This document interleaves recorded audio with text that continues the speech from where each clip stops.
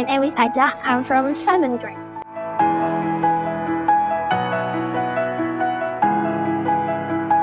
Today, we have a cooking activity, which is regularly conducted.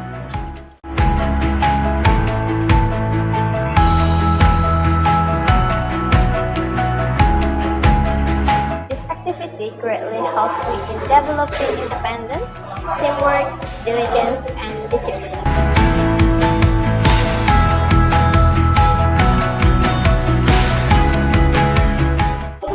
My friends also strongly enjoy this activity.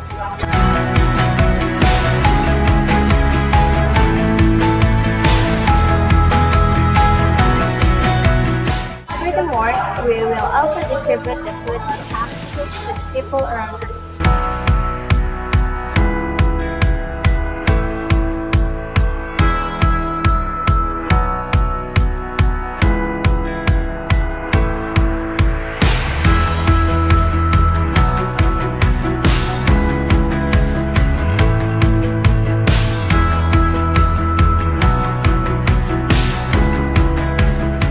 So that they can also experience our cooking.